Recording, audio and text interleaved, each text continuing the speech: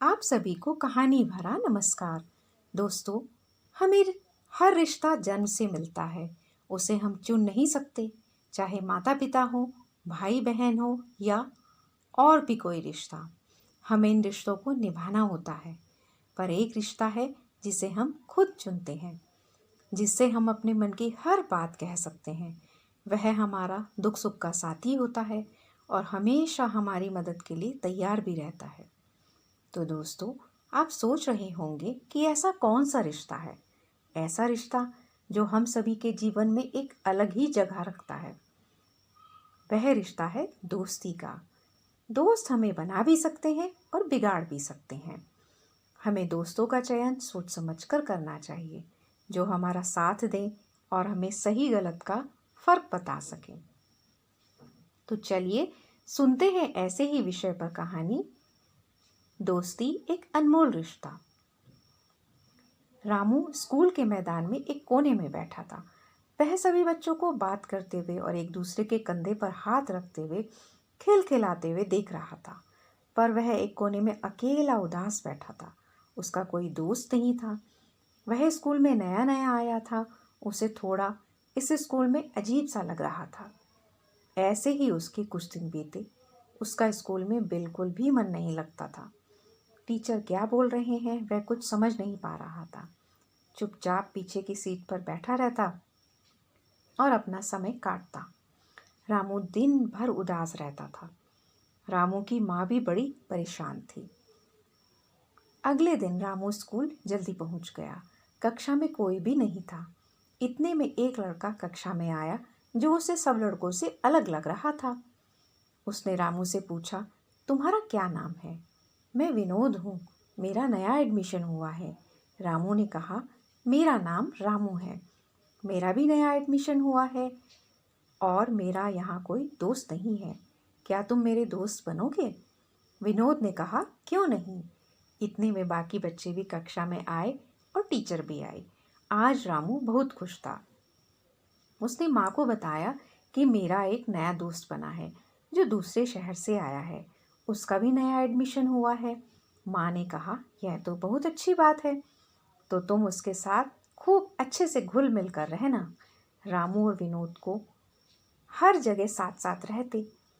वे दोनों खूब साथ में समय बिताते, कक्षा में एक साथ बैठते और वापस घर भी एक साथ आते।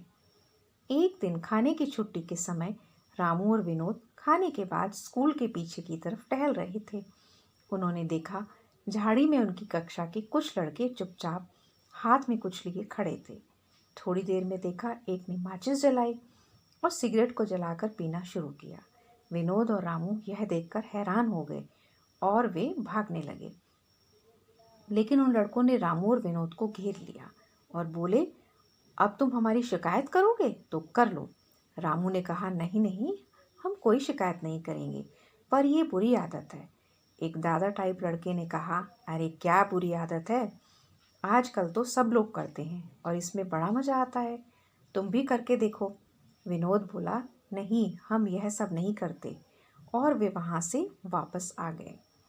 रामू और विनोद आपस में बात कर रहे थे, कितनी बुरी बात है। अगले दिन उन लड़कों ने रास्ते में सुनसान जगह पर रामू और विनोद को घेर लिया और बोले, क्या तुम ऐसे ही सूखे सूखे रहते हो? देखो, हमारे साथ रहना सीखो तो तुम्हें जिंदगी का मजा आएगा। विनोद ने कहा, नहीं, हमें ऐसा नहीं करना है, और वापस चले गए। इस तरह कई बार उन लड़कों ने रामू और विनोद को ऐसा करने के लिए कहा, नशा करने के लिए बार बार दबाव बनाया। एक बार विनोद अपनी माँ के साथ कुछ दिनों के लिए दूसरे शहर गया। उन दिनों रामू अकेला था। स्कूल से आते समय उन लड़कों ने रामू को घेर लिया और उसका मजाक बनाने लगे, तुम अकेले के अकेले ही रह जाओगे, विनोद तो आज आया है कल चला जाएगा, आखिर रहना तो तुम्हें हमारे साथ ही है, तो क्यों नहीं तुम हमारे जैसे बन जाते। ये लो, एक कश लेकर देखो, तुम्हें कितना मजा आएगा। रामू डर गया और वहां से भाग खड़ा हुआ। इस समय रामू को विनोद की बहुत याद आ रही थी। उसे बहुत अकेलापन लग रहा था। कुछ दिनों बाद उन लड़कों ने फिर से रामू को घेर लिया और उसको चिढ़ाने लगे। बोले, तुम्हें पता है, आजकल जो लड़के नशा नहीं करते उनकी कोई इज्जत नहीं होती और ना ही वे मर्द बनते हैं। तुम एक बार यह करके तो देखो, तुम्हें कितना मजा आएगा। फिर हम तुम्हें भी अपने साथ में रखेंगे। रामू इस समय बहुत डर गया था। उसने सोचा, मैं अकेला रह जाऊंगा। उसने उन लड़कों के कहने पर सिगरेट हाथ में ली और धीरे से कश लिया। उसे जोर की खांसी उठी और उसने वह छोड़ दी। उन लड़कों ने कहा, डरो मत, शुरू में ऐसा होता है लेकिन फिर आदत हो जाएगी।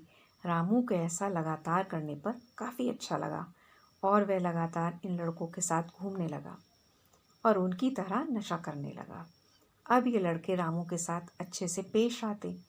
रामू को लगा, एक कश लगाने से दोस्तों का साथ मिले तो क्या बात है, ये तो स्कूल के दबंग लड़के हैं।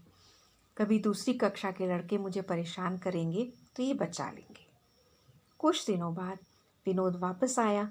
उसे रामू कुछ बदला बदला सा लग रहा था। वह उसके साथ भी नहीं रहता था। विनोद ने पता लगाया तो उसे सारी बात पता चली।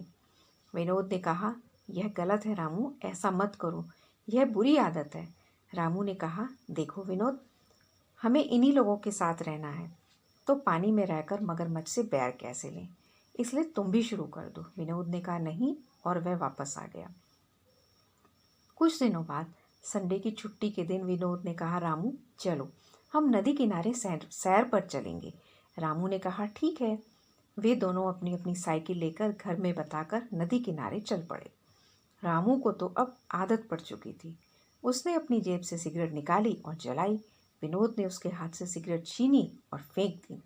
विनोद ने कहा, देखो, तुम्हें पता नहीं है यह सिगरेट हमें कितना नुकसान पहुंचाती है। हमारे फेफड़े खत्म हो जाते हैं, इससे हमें कैंसर भी हो सकता है। देखो, इस डिब्बे पर चेतावनी लिखी है, तुम इस चेतावनी को अनसुना मत करो।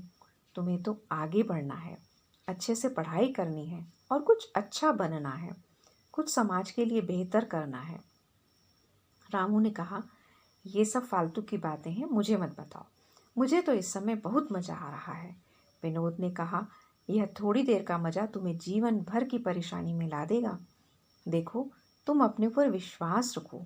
मेरे आने से पहले भी तुम्हारे कोई दोस्त नहीं थे और तुम अकेले थे। इन लड़कों के साथ रहने से अच्छा तो अकेले रहना है।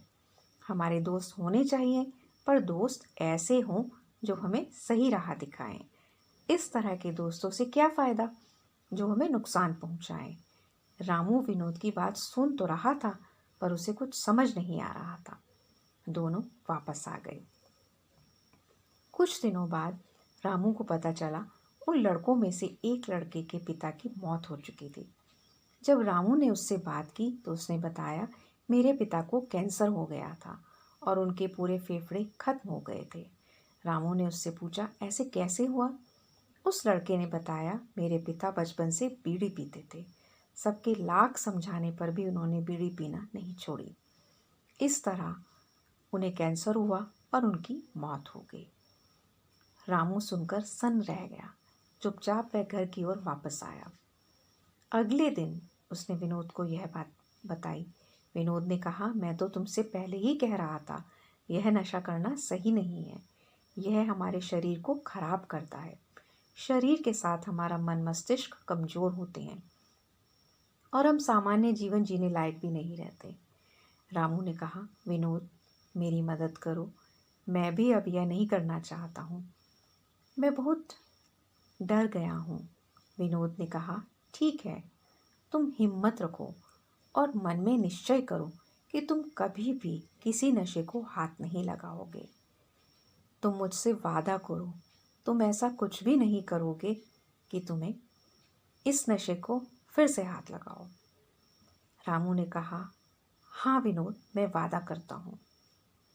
विनोद ने कहा, जो हो गया सो हो गया, जब जागो तब सवेरा। रामू ने पूछा, विनोद, तुम तो मेरे साथ रहोगे ना? मैं जैसा भी हूँ मुझे वैसा ही स्वीकार करोगे ना?